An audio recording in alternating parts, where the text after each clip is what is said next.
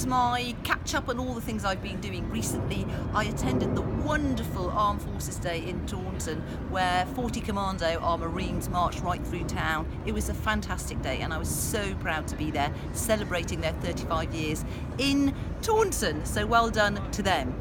Now here in Westminster it has been a frantically busy time. I kicked off with the Treasury question about the forestry industry and a tax issue, and I'll be having meetings about that shortly, and I was really pleased to get in bobbing on a PMQ, and I was able to congratulate Granny Gothard's, a company in Taunton Deane that won 2 awards at the Taunton Deane Business Awards, and by the way, congrats to everyone that took part. But this company is now managing to export its 135 varieties of ice cream to China, so I think that really shows what a future we've got on the worldwide stage, and the Prime Minister congratulated them and was very pleased to support my question, so that was great.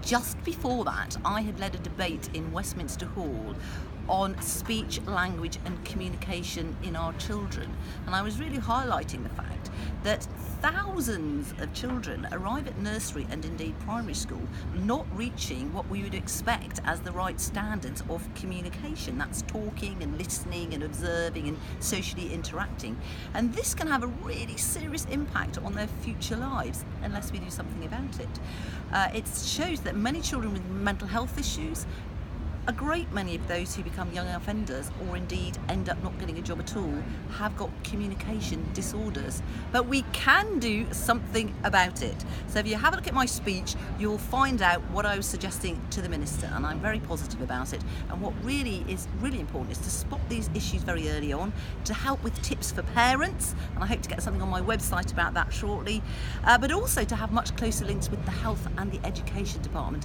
to deal with this issue. Back in the Chamber, I was involved in bringing forward the remaining stages of the Ivory Bill, and this is a really positive piece of legislation I've had loads of letters and comments about from constituents. We've made a really big progress with this, so hopefully it will be a helpful piece of legislation to protect our precious elephants, but other creatures as well that have ivory in them, including those gorgeous warthogs, hippos, narwhals, have a look and see what you think those are, and even mammoths. So have a look at some of that detail and information in Hansard or on my website.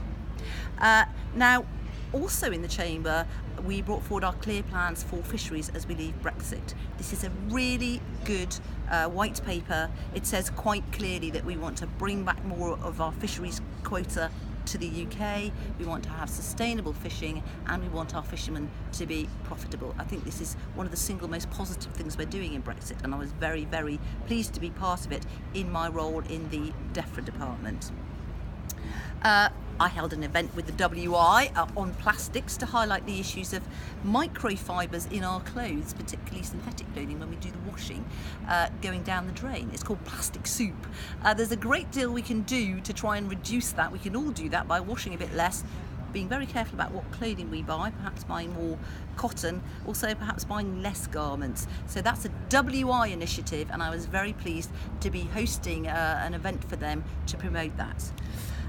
Finally, it's the 70th anniversary of our tremendous NHS. I just wanted to say a thank you to anybody across Taunton Deane who either has previously worked in the NHS or who is working there now. It is a great institution, and thank you so much for all your great work. I think we are very, very lucky. And finally, I have had a great deal of conversations with the cyclists in the constituency, and I was really pleased just now to bring to the attention in the Chamber of the Secretary of State for Transport the need for cycle provision to be integrated into whatever road upgrade choice National England, Highways England come up with when they announce their chosen option later on this year, because if only we could get people out of their cars and onto their bikes, that would help us all a great deal. So that's it for now. I'll catch up with you again soon, and I am off back to Taunton Deane to go and do many events around the constituency.